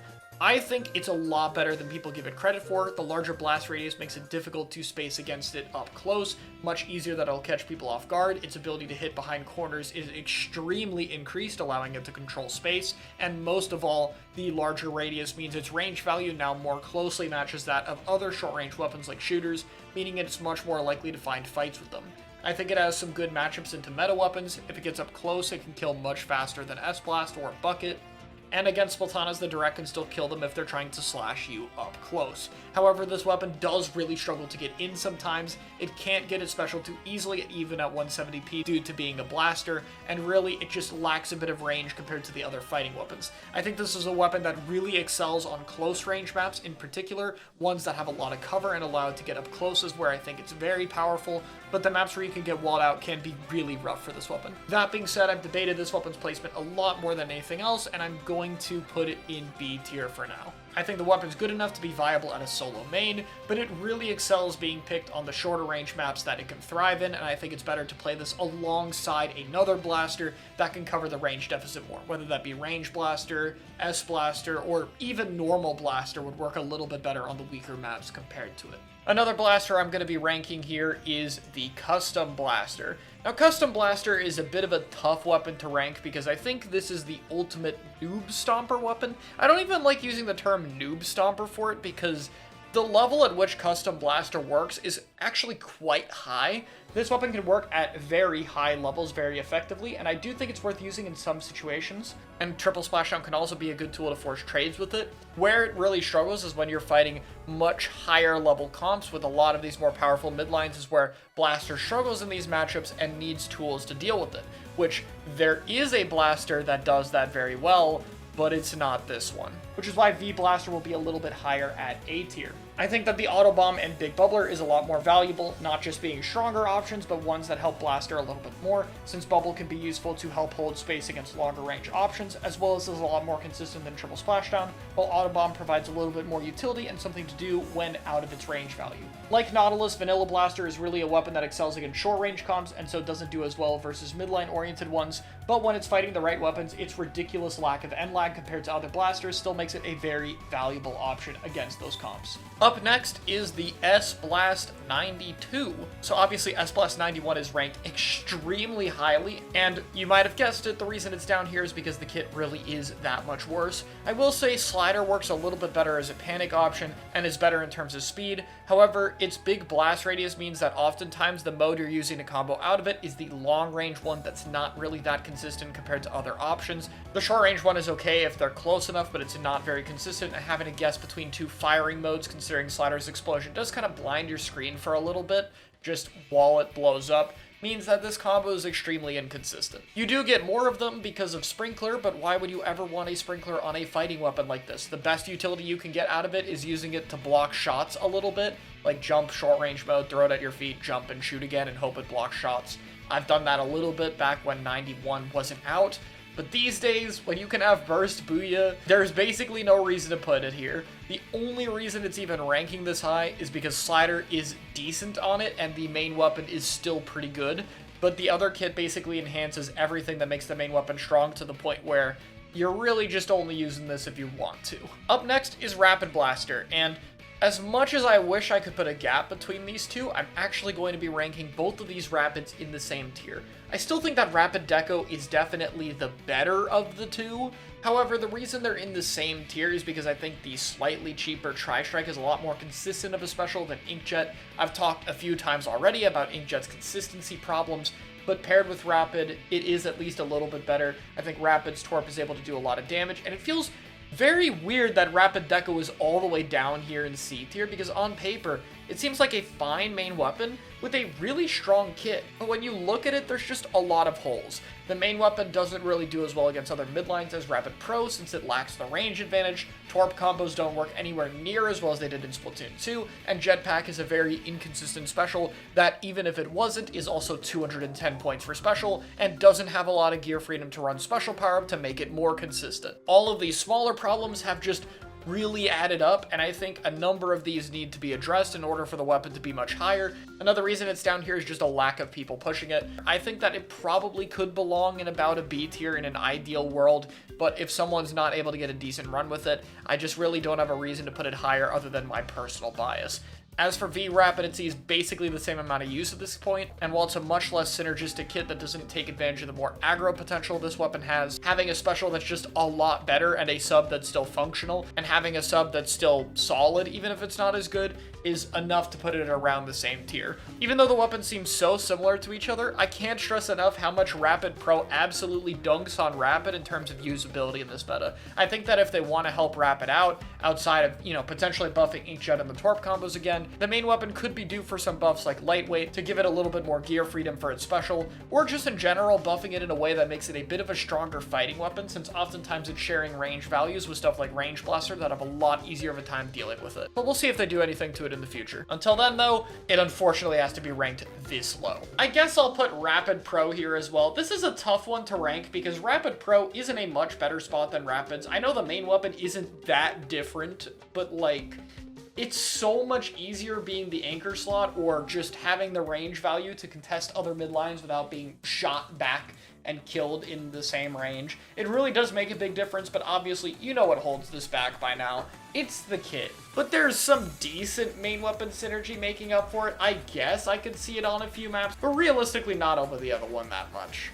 Dart on it is very situationally useful at best with a damage combo that often isn't worth the ink tank, but replacing the special with Killer Whale is very useful. It pairs very easily with other meta weapons like Stamper. It can help edit comps approach more easily, and this weapon works very well for chip damage with other strong options like Burst Bombs and Crab from the Splash-O-Matic, Platana Stamper, Decapitator, Slosher, or really any strong meta weapon pairs very well with this, and again, Whale is a very good option for it. I would say that this mostly thrives in longer range maps where it could do a bit better than S-Blast, as I don't think it's particularly worth it over S-Blast on most maps, but that being said, it's seeing more and more success with edit comps. I think its kit is working out a little bit better, and its matchups and synergy both with and against other meta options are propelling it higher and higher. Definitely an S-tier pick in my eyes, especially good on the right maps, but can work pretty much anywhere. And up next is Ink Brush. Ink brushes, I'm going to talk about the main first for this because it's kind of important to talk about it first because they just have such a different game plan than other weapons. Very much a run around, distract, get behind enemies, and a lot of it is going to be based around its ability to consistently get around opponents. I think Brush's biggest weakness right now is its kill time. You have to be very close to take out opponents, and a lot of weapons have ways of dealing with it, like Mince larger hitbox, S-Blast short range mode, Bucket sloshing around. You get the idea. Or even worse if you have to deal with an edit that has the mobility to strafe around you. That means its matchups against a lot of the higher tier weapons are going to be very tricky, and in addition to that, the maps make it very tough. So it's important that a kit really compensates around it in the best way possible, and this one is okay at it. Splat Bomb is nice for it. 180p is a ridiculously cheap whale that makes it very spammable. However, if you're playing to spam the bomb and the whale, you're not going to get a whole lot out of the brush. And unfortunately, this kit is left waiting for its whale as an option to get in enough, and then when it does get in, its kit doesn't allow it to take full advantage of being in that position. Which is why Ink Brush Nouveau actually stacks slightly higher. Yeah, it doesn't have tools to get in that position, but it has tools to make that position much more annoying. Having Ink Mine set up when Brush is behind you, as well as dealing with Ultra Stamp, which, while it isn't great on most weapons, Brush is one of the better ones at getting in positions to use it, and it can use it more to stall and keep itself in those positions. Stamp isn't a great entry tool, but Brush's mobility kind of helps make up for that. So Stamp serves as another factor when having to deal with Ink Brush, and it being a lightweight weapon that runs swim speed does also indirectly help a lot with the quality of the stamps. That being said, it's not that much better. I think that it still struggles a little bit too much in getting in with these maps, which is just going to be a problem until the end of time with Splatoon 3 unless we somehow get a content extension with more reworks, and a stronger kit does not exist with tools to make up for those weaknesses. This is another one that, again, slightly benefits from the brush buff, but I don't think really changes it too much. Up next is the N-Parry Splat Dualies. You might have guessed it, but the regular dualies exist. N-Parry does not combo for a one-shot off of its splashdown. The curling bomb with it has some synergy, though it's not worth losing the bomb, and for the most part this is a much more linear dually trying to mimic a Tetra, and in that case, you would just rather have a Tetra. I'll at least give it some points that Triple Splashdown works for it better than Reef Slider in a lot of situations in terms of Tetra, but when it's facing that harsh of competition with a weapon that's specialized to play that specific way, I don't really see how N-Parry is going to benefit. Unless if they buff Splashdown to actually work off this weapon, making it a lot more threatening for random kills, I just don't think that this is super worth it. It's not that bad by any means. Dually is a solid main weapon at fighting, can paint a decent amount, and Splashdown has its moments, but for the most part, if you want to take advantage of Dually's flexibility, you're gonna pick the other one. Which has been more importantly. The most recent results we've seen from Dualies, which was very high for it, placing first and second in an area cup, was it being played as the support, with comps that can cover its paint output a bit. It's not being played as aggressively like N-Parry wants, it's playing more supportively. Still closer to fighting than other support weapons, obviously, but that's what it's taking advantage of. When looking at it with those attributes, Suction Bomb Crab is a great flexible kit that allow you to play more supportively when you need to, while you can also use Crab to enhance the weapon's fighting capabilities, especially given that you can roll out of it when the Crab is broken. And another positive it has over Splash is 30 damage, working with a lot of meta weapons better than do 70. Originally, this was going to be ranked a little bit lower because it's been struggling a lot more as a fighting weapon, but since it's now able to properly compete with the support role, I see a big future with Dualies where honestly it could even be a tier higher than S on this list, but for now I'm going to put it here as we continue to see Dualies develop in this new playstyle. Though you are still losing on the Burst Bomb combo damage for a lethal, which is worth it sometimes, but not other times. Next up are Tetra Dualies. I'm going to rank light Tetras down here and get it out of the way first with how active this weapon is is at running in and dying, the sub is much more important than the special unless if the gap is large. And in terms of how Tetris plays, the gap is not large. Unfortunately, this is another cool Zipcaster kit gutted by its sub, in this case being Sprinkler. I guess it's slightly less gutted than Bucket Deco. Not that normal Tetris fares much higher, but I'm gonna put it into B tier. Realistically, I think Tetra running it down 24/7 isn't super necessary. A lot of main weapons have ways of dealing with it, and while Slider on it is okay, it lacks threatening combos out of it, and doesn't really want to use the supportive utility. It can still extend kill streaks, get you behind opponents, and gives you one more thing to deal with, but now that Slider is a much more flexible and powerful special, I don't think it works anywhere near as well with Tetra as it used to. I think Triple Splashdown is a much better candidate. However, as a main weapon, this is the reason it's ranked higher than something like End Parry. Having 4 dodge rolls gives you the ability to stall your death much more often, take a bit better fights, and ultimately is more specialized into that playstyle. That playstyle isn't as useful these days, as coolerless comps don't really want a Tetra over having other weapons that have specials to get you in, and cooler weapons have other dually options that are better in terms of both slaying and support, but Tetra's still fine. Its main is still a lot better than it gets credit for, it's just very difficult, and the ability to take fights more often than other weapons is still valuable, even if not as much as it used to be. After that is custom Dowser dualies, another weapon with a really strong kit. Burst Bomb and Tri-Strike is basically perfect for it. I guess if you're ran down, Tri-Strike isn't the best option, but you have the range to deal with it, and Burst Bomb is amazing for working off of players in this meta, which means if it's ranked this low, it's because of the main. Dowser has a lot of potential as a main weapon. It's led to me ranking it a lot higher originally when it released. However, what's clear to me now is that Dowser does not have the stats. Dowser wants to play more similarly to a Jet Squelcher, where it can hang back and paint the map more safely, but also use its Burst Bomb and more aggressive potential to take fights much more actively than any other anchor. However, Dowser has 26 damage instead of 32, it has less range, and much more importantly than all of those, the paint on it is not good enough. I cannot stress this enough. Unless if you really buff a lot of other stats, this weapon will not be good until it paints the floor. This has to be played as either the support slot on an edit comp where it can play more aggressive, or as the backline comp in a backless comp. I don't think this is really a weapon you want to run with Pen. And while I see some potential for running it with edit splatling, the problem with that comp becomes mostly the paint. Maybe there's some theoretical like decav edit custom Dowser comp you can run with a +1 other weapon that has enough paint to cover it, but I don't know if it's super worth it then. I think the main weapon stats just aren't there in order to really make it thrive, and this should be a weapon that enables new styles and comps in terms of how you play. It lacks the stats to really do the things it's trying to do. After that, we got the bows, and I'm gonna rank both V-Bow and Inkline together. Now, I will say, Inkline is much better than V-Bow. I can't say it's a tier higher just barely, but I do think it's better. Sprinkler and Super Jumps combined with Bow's better paint output compared to Chargers just gives you a lot of turf to work off of, which is pretty useful. However, V-Bow's Killer Whale is a little bit better of a special that sometimes synergizes better with certain comps, such as if you have a Zipcaster, as well as working on certain maps like Crab Leg. So at the end of the day, I'm fine with them being in the same tier. For the most part though, I think the main weapon is just really struggling. Even if it had better kits, Tri-Stringer is ridiculously hard.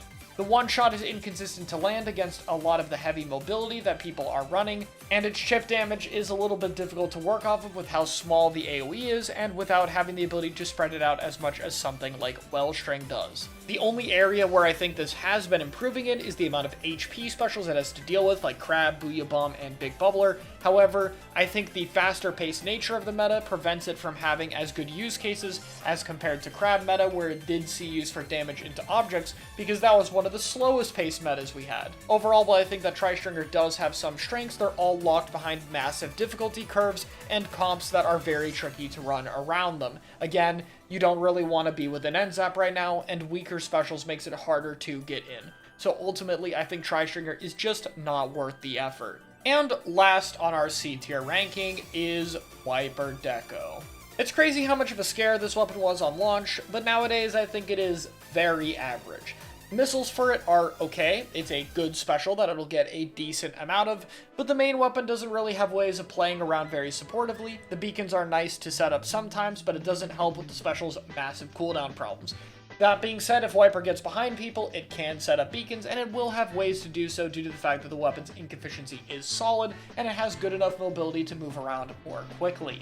However, the main reason this is so low is the kit really lacks ways of helping with the main weapon's damage problem, the low output of missiles being the only thing to really help do so, whereas the vanilla Wiper constantly has ways to threaten extra damage that you have to deal with. That's very important for Wiper's playstyle, where its kill time outside of a charge slash up close is its main weakness, and this weapon does want to space with its horizontal slashes more often than not. That said, I think it is a very powerful main weapon still. It does good object damage, the mobility is near unparalleled, it's able to consistently work with other fighting weapons, the charge slash is criminally underrated, especially after its frame buff given how much range it has and having much better shot velocity than Stamper, and it overall has a lot of different tools that can make it very tricky to pin down for a lot of the more precise weapons. Wiper is an interesting one to talk about because I think it's one of the bigger winners out of the stamp buff, notably just because the stamp throw can do 60 and it has a way of comboing off that quite easily with both a torp combo and just a charge slash. And obviously Wiper is the best weapon to have stamp, so it's going to benefit a little bit more off the nature of was already being played. I think it just adds to the potential threat since stamp really helps accelerates the weapon's kill time, and this just gives you another reason to be worried about that, as well as a way to potentially help with its range disadvantage. It's just barely shy of not being a tier above S. Like, it's very close to being high up. I could see it changing as the meta progresses. Even with buffed hammer, I think there's just a bit of a kit gap between it and the ones above it. Next up is the B tier. This is another cutoff point where I think weapons become solo viable. Some people might have this line a little bit higher, but for me, this is about where I think weapons could start winning on their own, or at least mostly picked on their own. And to start off this tier, let's start with the 52 Gal Deco. So as a main weapon, 52 is very strong. It is the best short-range shooter in the game in terms of stats. I think the only one that competes with it is Splash, which even then I don't think the perfect RNG is worth the reduction in range and kill time. 52's damage is very good. The follow-off range before it 3-shots is very far away. It paints pretty well and paints pretty far away. And of course, just the kill time is ridiculously fast for a 2-shot. However, compared to the other shooters, 52 is given a more aggressive kit and more aggressive playstyle, which is where I think it lacks a little bit because 52 as a main weapon is very selfish. While it is a strong main weapon in its own right, it does very little to help its team. If I compare it with Squeezer, for example, which is another weapon that has similar problems with it, Squeezer still at least does enough damage to work off of weapons like Pen and Bucket with one hit, and more importantly, has the range to be able to tag that damage further away than most options. Being short range, 52's only real impact is providing a little bit extra paint than most weapons, which often isn't worth losing the range or combo numbers compared to most midline options. 52 Deco in particular is lower because its kit isn't really worth playing around. Curling Bomb is, again, very selfish, only helping the weapon get in, and while Splatter Color Screen provides some team utility, the special is very underpowered and typically only works for roller comps. And even then, if you're trying to build around roller, oftentimes running the other 52 that can be a little bit more selfish and pull attention directly will be a little bit more helpful than an occasional screen, which is going to get countered by the point sensor ran against most roller comps anyway. Vanilla 52 isn't going to be that much higher though, and I think this might be a ranking that people are a little bit surprised with. I do think 52 is one of the better weapons in A tier, but why is it not any higher when it's definitely a better main weapon than a lot of weapons higher up than it? And that's again because I think in a metagame where it's all about helping teammates, 52 doesn't really do that. The wall provides more self-sufficiency and enables the main weapon to play a little more to its strengths, but its special of Killer Whale 5.1 is often used very selfishly and isn't something that synergizes with 52 too well, since a lot of the whale needs to hit to save a shot to kill, which isn't that impactful for 52. The whale is probably the best thing it has going for it in terms of teammates, since it can help them out a little bit, but it's still not something you're going to get too often unless you intentionally play for it, which I haven't seen many 52s go for. If you're running this as the short-range weapon, you're often losing out on very valuable support utility like a more consistent entry special or burst damage to work off of teammates, or even a lethal bomb, whereas if you're playing it as a slayer, you're losing a weapon that works very easily off of other damage, as well as even more of a problem, losing out on a lot of range. I could still see 52 being higher, however, I think there is a good reason it's not seen in a lot of the comps at the highest level of the game right now. While it is a very strong selfish weapon, its toolkit doesn't work super well with others.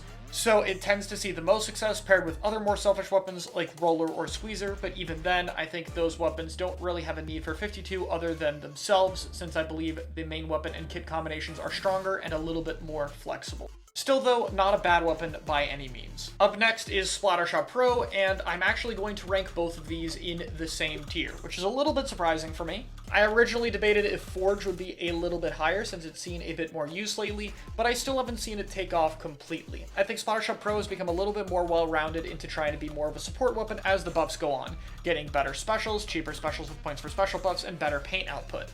However, while the main weapon's damage is pretty good right now at a solid 45 damage and the paint range is pretty good, I think the main weapon is just a little bit lacking in support capabilities to be a standard option for it, even though both of its kits can be quite good for it. While Dart is terrible, it is still a 180p crab on a weapon that can paint further away than Splash, and Forge Splattershot Pro has Suction and Booyah, which is one of the better supportive kits in the game, and Booyah leans to its nature of being a little bit more aggressive at times by giving you a potential way out of bad situations. It's definitely good enough to start seeing some use right now, however I think the stats are still a little bit lacking to be ranked higher up on this list. They either need to spec a little bit more into its paint or fighting capability for it to be a true staple support right now, but it's definitely much closer than it's ever been before.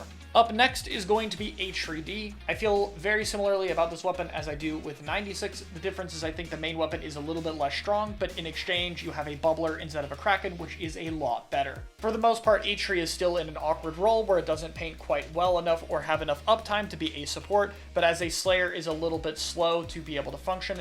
However, with Wall and Bubble, it can be a little bit of a tank at times that can be very difficult for certain comps to take down, and maybe could be more worth it if we see people push the weapon accordingly. That being said, I wouldn't hold my breath by any means. While I think this weapon has a chance of working, the difficulty curve is just very high, and I think a lot of the faster comps are still going to be able to run it over before it can set up its defensive resources properly.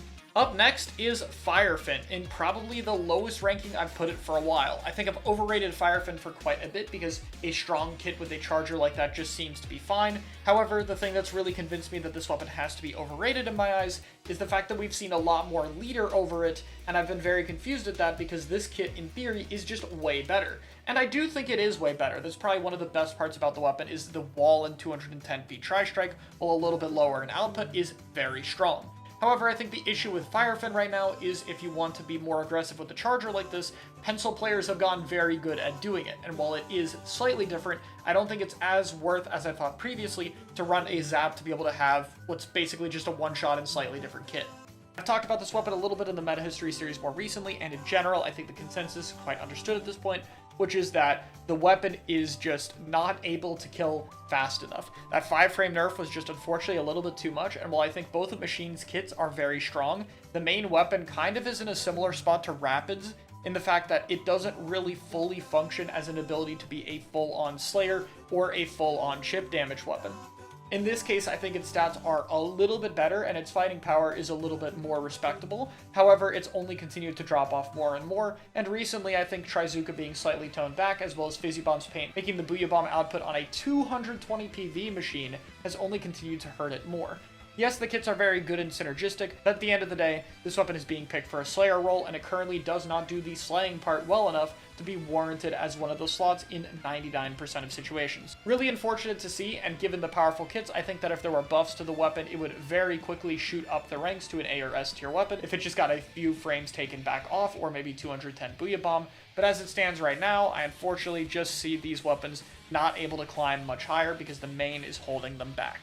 Up next is the Vanilla Tentabrella. I don't have too much to say about this kit. This is the most synergistic ink vacuum kit since the shield can help with it, and I think it does have the time of day to set up beacons, but for the most part, it's going to be much more worth it to pick the other kit, one of the stronger ones in the game, and is most of what I want to talk about with this weapon, which is Sorella Tentabrella.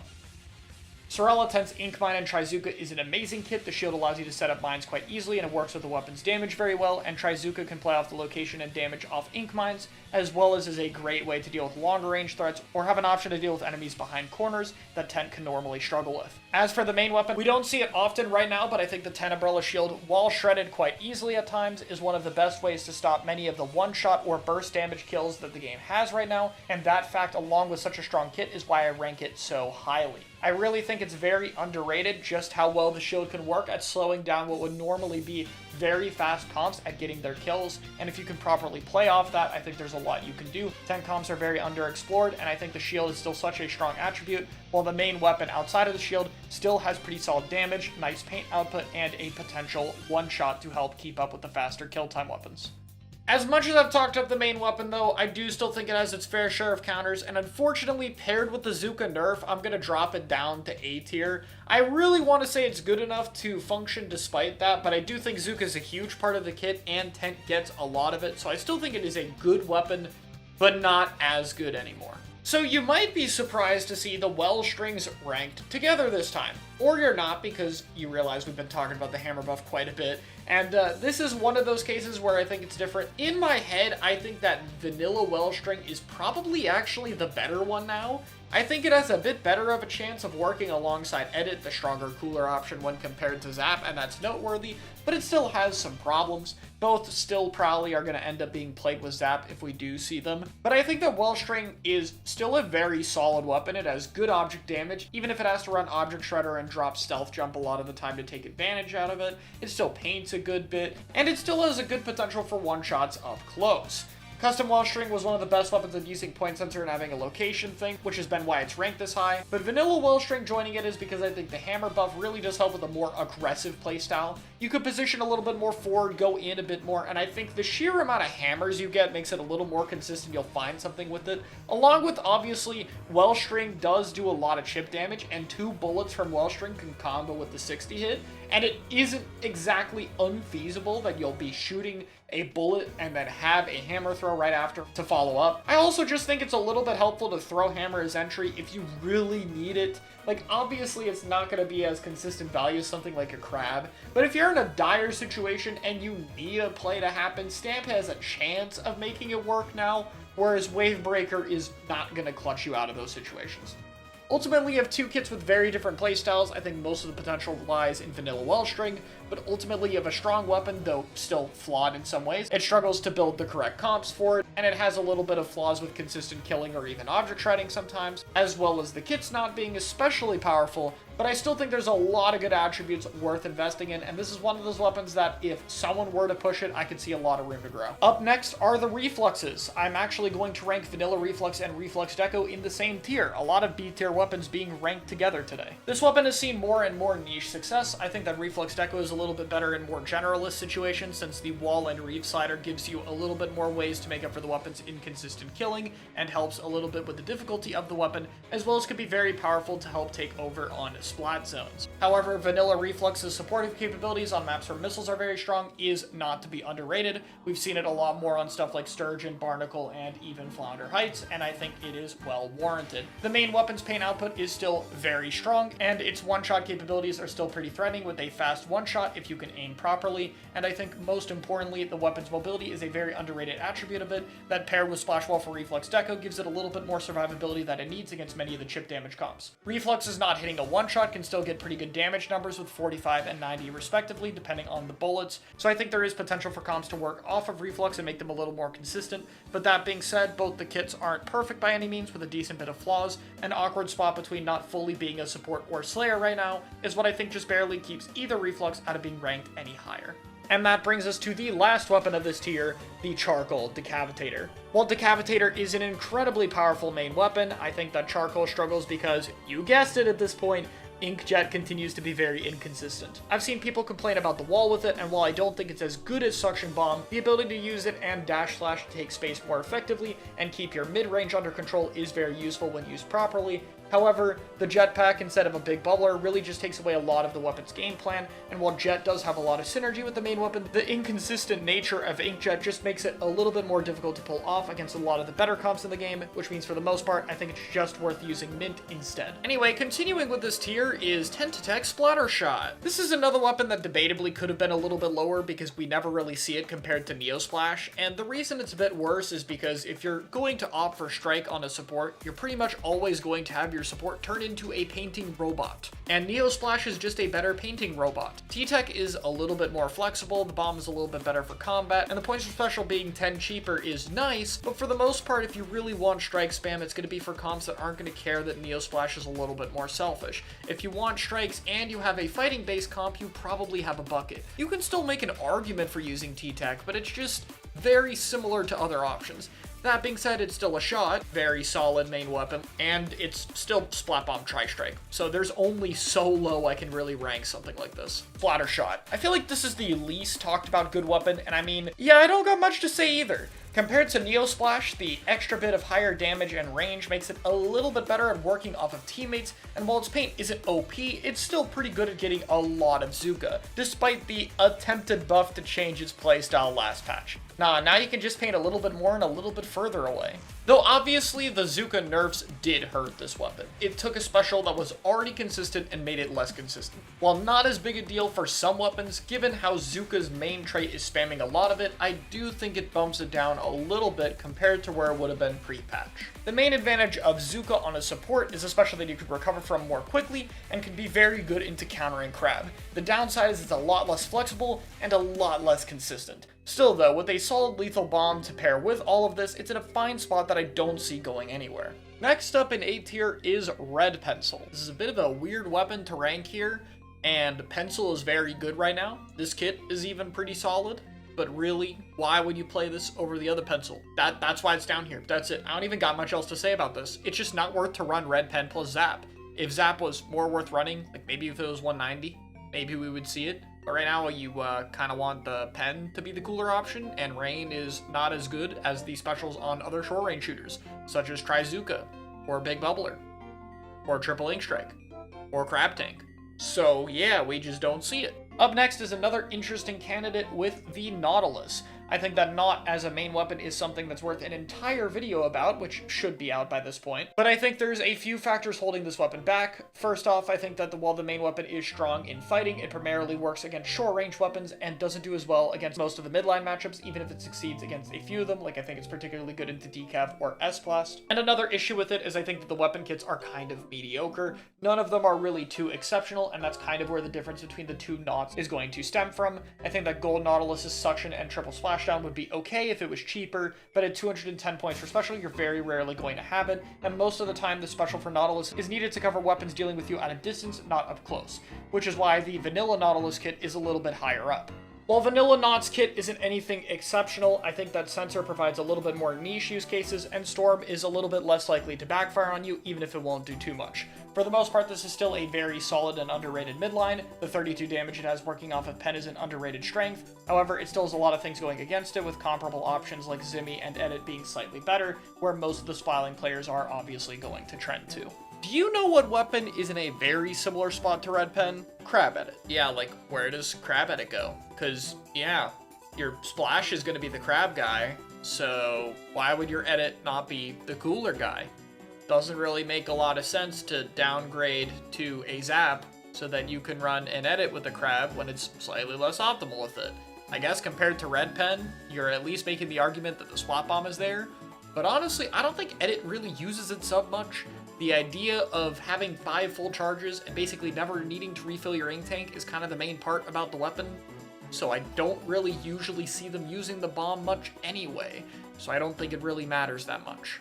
Next up on the shooters is Foil Squeezer, continuing the pattern of kits that are just inferior than another option on the list. At least for Foil Squeezer, I'd argue this is a little bit more synergistic and unique. Out of all the screen options in this game, this is definitely the best one. It does allow Squeezer to approach more easily and potentially take fights it wouldn't get away with normally, and it also gives it a way to get a bit of an information advantage over the opponents, something that Squeezer definitely benefits from. While Auto Bomb isn't as useful as Wall when trying to control open space, I'd argue that it's still very useful for scouting capabilities as well as being a normal bomb. Do I think it's worth it over the vanilla kit very much? No, not really. Unless if you're pairing it with something like Roller, maybe. If you want to do like a Roller and Splash comp, I guess I could see it. But we haven't seen too many of those, so I'm not sure how well it would fare. That said, I haven't even mentioned the biggest point of this weapon's favor, which is that it's 30 points cheaper than the other Squeezer. Yeah, that plus a bomb equals way better special output. So I guess that kinda helps bridge the gap in power, just a little. Up next for rollers is the Carbon Roller Deco. Carbon and regular roller have had a bit of competition for quite a while right now. It's very interesting to try and think about which one might be better or worse, but at the end of the day, I think that roller having a bit more consistent of a hitbox and a much better special is a bit more important. That said, Carbon does have a big claim to fame, and that is Burst Bomb. Burst Bomb is very synergistic with a lot of other meta options right now, even if those aren't too common in roller compositions, and it's just a very powerful sub. I think Zook on it still works very well, even if it's not as consistent as Bubble, and as a main weapon, while its range is a little bit lacking compared to Roller, the extra speed advantage this weapon has, particularly from being lightweight and using Burst Bombs for mobility, is still pretty noteworthy. I'd say that Carbon is still a good pick for roller styles of play, and if you play roller, you might as well do Carbon and vice versa. I think that you can definitely get away with playing both, and I've quite enjoyed seeing it. And even if it's not as common right now, it usually does well when we do see it. Up next for the blasters is going to be the Range Blaster. I do think that Range Blaster's main weapon is still pretty good right now. Even with the weaker blast radius, there's a lot more chip damage to work off the damage, making it easier to find combos to get a kill. The reason this is lower is the kit. Suction and Wave Breaker just really doesn't keep up these days, especially at 210, and as the upper echelon of weapons have gotten better and better kits, this one has fallen further and further behind. And to be honest, even in this tier here, pretty much every single other weapon ranked here has a better kit than it, at least in terms of synergy with the weapon they're attached to. Which sucks because Wave on range is really synergistic and fun, but the power level of Wave Breaker is just way too low right now. I think that if this weapon had a bit of a better special, or at least had that special be cheaper, it would be ranked a bit more highly. Still very underrated, but I think for the most part the future for Range Blaster is with custom range. While range as a main weapon is a little bit weaker due to its radius being nerfed in 9.0 and slightly lower special output, it has a lot of good qualities in this meta. The most improved of which is Kraken, which is doing way better both with and against all the HP specials as a survivability option, compared to when it was fighting stuff like Zuka and Strike that it had little impact on. It's also good for regroup since you can leave the recall in a safe position to give jumps. Range as a main weapon also has a little bit more chip damage to work off of than previously, and while weaker, the long range AoE still allows it to have good matchups against other midline fighting weapons. However, the main weapon is still a bit slower than most options, and while a little bit better, Kraken is still a little slow and easy to avoid to be able to take fights against their teammates. It's no longer the best blaster in the game, but the qualities that made it good before are still very valuable now, and it's a little bit more well-rounded, which is why I think this kit in particular is still very underrated.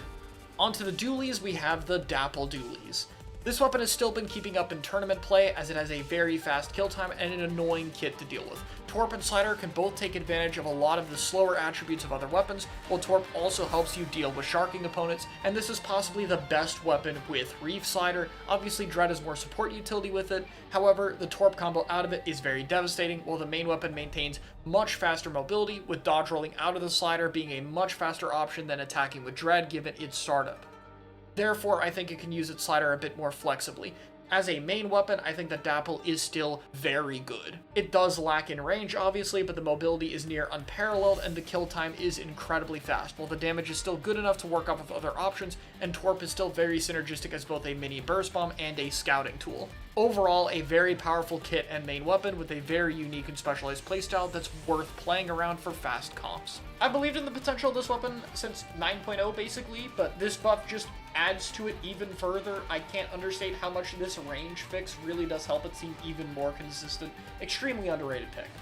Up next is going to be both Dually Squelchers. I really had a hard time separating which one I would put above the other. I think they're pretty even right now, with the vanilla Dually Squelcher having a slightly better bomb. They are main weapons with a relatively fast movement speed and weaker damage, but they have a lot of range and decent paint output, so they serve as great bait for rollers, or just in general can stall out fights a lot, and I think that mobility gives them an advantage against a lot of other weapons that normally have the ability to take them out quickly in terms of being able to stall out fights instead of those teammates. However, that stalling at a certain point is not as worth having the weaker kits and kill time that you get by running this weapon. Still definitely more than viable, but when it comes to working with the absolute best of weapons, they still fall a little bit short. This is another one that would really benefit from any kind of Wavebreaker buff or a slight damage buff if they want to go down that route. And that leaves the final weapon we're going to be ranking here, since again, we've already done the top 10 weapons in its own video, as Splatana Stamper Nouveau. This is one I could see having an argument for being S+, more than, especially compared to everything else here, because it is still mostly Stamper. Like with Zimmy, this is mostly just being weighed down as much as possible by Toxic Mist, but I also think that Crab on it is a little bit less strong than Zipcaster, mainly because this weapon often wants to be paired with Splash, and so it isn't as needed to have a Crab unless if it's being ran with very niche comps, such as being ran with a backless comp, for instance, where obviously having more anchoring power could be a little bit more useful given the special's power. That being said, it's still a Stamper, the high damage output of the weapon synergizes with it very well, Crab can cover AoE and add to survivability, and it's still very useful for a little bit more flexible of a Stamper playstyle that could totally work and sees decent success in the hands of the players that do want to use it over the vanilla sword. But that being said, it's hard to argue that it isn't overshadowed by its slightly better kit. Maybe buffing it down 10 points for special would help a little bit.